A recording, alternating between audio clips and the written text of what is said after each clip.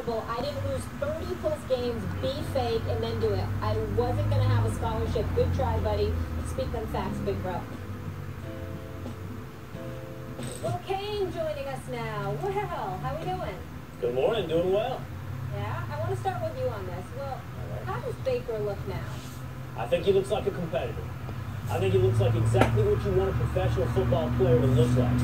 I listen to you guys over on the show. I tune in from time to time. I keep up with Damien on First Take, and I got to tell you something. I think you're piling hypocrisy up desktop. I feel like you once again grabbed the wheelbarrow and brought hypocrisy out and piled up so high you can't see Steve May across the table. And it's not Baker's hypocrisy. It's not about Tech in Oklahoma. It's about this.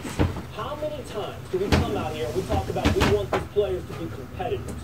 We want them to care. We want them to go at each other. We don't like NBA chumminess after the game. We want to see them going at it. We don't like it when James Harrison joined the Patriots from the Steelers because we want players to care about the outcome of the game. And now what have you done? You've turned the denial of a hug into like the biggest national crisis. Baker was businesslike. He shook hands with Hue. He didn't want to hug him, Damien, and that's a big deal. No. You know what Baker is he's a competitor. He said there's no hatred. He handled it professionally, but he handled it like a competitor. Save your hugs for, I don't know, your therapy class later. This is competing. He handled it professionally. Correct. I just want to make sure that I heard that word right, professionally. First of all, Will, did I ever address anything as far as the hug or the embrace that they said? Then what are we talking about? Then what are we talking about? Wait, no, what are we talking about? So I want to talk right now. I never said anything about the hug or anything like that because I don't care about that. That doesn't matter to me. My whole point was the fact that he brought this whole, he went to Cincinnati and it was just such a big deal. It's like, bro, what was he supposed to do? Sit at home? I mean, the man just got fired, okay? That was my issue with this. Is pro football. This is not college. You're turning it into too much, Damien. You're the one watching it. But the fact that he wanted to get on this man for taking a job that Marvin Lewis and extending his hand out to him, come on, man. Come on, Will. I am coming on. I'll come right to you. You're the one ratcheting up to a 12. You just heard the clip.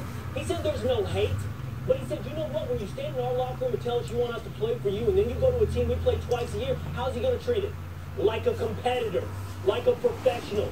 You're the one that's ratcheting up because he didn't give him a hug, and the reason, the explanation because he didn't give up. And let me tell you something. No, hold on. As long as we're at this. Hold on. He talking about, he made it seem like Hue Jackson had one foot out the door. Okay, I'm sorry, I might be mistaken, but Hue Jackson got fired. So this whole notion that, Hue Jackson had one foot out the door and he was already looking at Cincinnati, man, kill me with that. All right, he did say that Hue, he thought, was fake on your post, on the comment to what you had to say, and I think that's under play here. He said he thought Hue was fake. Now, the truth of the matter is I think there's a lot more going under this. There's a lot more under this than just going to the Bengals. But for example, congratulating him on getting the second-team job. It turns out the only way that Hue Jackson could stop Baker Mayfield wasn't going to the Bengals sideline. It was staying on the Browns sideline. That's the best way to stop Baker Mayfield if you're Hue Jackson. But again, you know, this whole, man needs to get his job. He got fired. Please. Then also with that, I heard you earlier talking about counting your coin. Hue Jackson is making $4 million this year. That's not hard to count. Why are you counting this coin? Because what's your point? Let me explain to you something. Because you're painting this like it's a freedom of work issue. Like it's denying a man a job. I'll give you just a second, Max. But $4 million is not hard to count. $16 million over 4 years. Another $4 million next year. He goes to the Bengals for $250K. By the way, it offsets against his Browns. By the way, it offsets against his Browns contract. And now we're talking about putting meals on the table. Well, I'm asking you a question. Yeah. If that was you would not have taken the job? Would I taken the Bengals job? Yes, that's the only job that's offered to you. We know his record, but you have not taken that job. First of all, it's a little early to say the only job offered to you. What are we talking about? 2 weeks later? Well, Hue Jackson gets fired. Why I don't accept you. Two things. I don't accept your premise, first of all, that taking a job after 2 weeks. Wait, hold on. I'm actually largely with you on this, Will. Hold on. As I said No. yesterday. Real quick, Max, you can't ask me to answer a question, stop me half a sentence in. That ain't how this works. I reject your premise, one. He gave it 2 weeks. It's not the only job option. And second, even if I did, you know what? Because this is the crux of the issue. Even if I didn't take the Bengals at job, you know what? Baker could judge me. Because I'm not here. He's not dictating what you can do. He's judging him. No, Molly, feel free to judge me. All right, Will, at a certain point. Look, this is what I've been saying yesterday and today. The idea that Baker should be taken literally at his word is a little ridiculous. The big takeaway is how he feels about it. Now, he was asked directly why he gave Hue Jackson a lukewarm reception. Why didn't he hug him up? Why was it a handshake? So he's asked about the way he feels, really. Now, the rationale that he uses doesn't make a lot of sense. Well, and then him coming back at you, Damian, doesn't make a lot of sense. Well, I was going to lose my scholarship. Oh, so just like he lost his job. It's actually the kind of a better analogy even than we realize. Like, that's a little hypocritical. But that's not really what it's about, Baker's kind of rationale. Because we know the real reason is he feels that Hue Jackson was keeping him down as a player and keeping the team down. And he's upset about that because he is competitive. I love the fact that someone in the NFL who's the quarterback of a team is not like everybody else. Can he succeed with this kind of personality? I think he's a baller. I think the answer is yes. I'm certainly hoping it's yes. And the takeaway should be how Baker feels about Hue Jackson, which is not good, and maybe for good reason. What absolutely positively annoys me about you and Will, Max, is that on occasion when people disagree with y'all act like there's an absence of comprehension. We actually just disagree. We fully comprehend that there's obviously more underneath the surface from Baker Mayfield. We grasp that reality, but the point is about holding somebody accountable to what they say. If I sit up, they say. If I sit up there and I don't like Max Kelly, and I go out and I say, the hell with him, you understand what I'm saying? He don't work. That's a problem. You know why? Because that's not true. And the fact of the matter is, even though there might have been something more underneath the surface, what I said matters because that's what's disseminated to the masses. Will, you lost your argument the second you pointed to Damian and the hug because in 2 days that he discussed this issue, never once did he bring up Baker Mayfield refusing to hug Hue Jackson. Both Damian and myself, he never brought it up. Both Damian and myself pointed to the fact that you're Baker Mayfield, and you sat up there and said the man had 1 foot out the door, as if he chose to leave y'all. When you go back to that, where's the 1 foot out the door? Since you're being so literal about what we said, would you just find me the 1 foot out the door part? Because that's something Damian said, not Baker. I'll give you some time if you need to look some transcripts. Wait a minute. Damian said, listen, we can call up the quote that Baker Mayfield said. You're busy coaching in our locker room, but you're going to a competitor. Well, I'll let you talk for, and first of all, this ain't your show.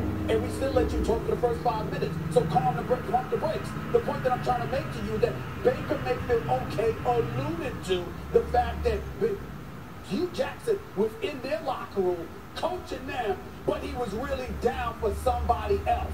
Ignoring the fact that at 336-1 as a head coach, having just been fired, the argument could have easily been made. He'll never get a head coaching job again. This is what people were speculating, which is what provoked Molly to ask you the question. And again, we're talking about 336-1. He may never get another coaching job. So at that point, if you're Hue Jackson, why do you think he came on a publicity tour? Why do you think within 3 days he was sitting right here in the studio? Why do you think he was circulating all over the place doing interviews, Will? Because he knew that, you know what? Absence might make the heart grow fonder, but too much absence makes the heart wander. If he's not seen, guess what? You can easily forget about somebody with a 336-1 record. He didn't want that to happen, and it ended up working for him because he wants to continue working, and the way to ensure that of happening is by making himself seen and making sure he expressed himself. Baker Mayfield seemed to hold against him the fact that he ended up getting another job. That was our beef with what Baker Mayfield said. Nothing else. All right, a couple of things. First of all, I'm very well aware of whose show this is and how I get on it. And if you want to stop me from talking, you all know all the ways to do it. So when you ask me a question, I'm going to answer the question, okay? Just like Baker Mayfield did. And if we have a comprehension issue, as you suggested, that I somehow, which by the way, I never do that. I never say you're capable or incapable of comprehending the issue. But the hug is what Baker Mayfield, or the lack of a hug, is answering for.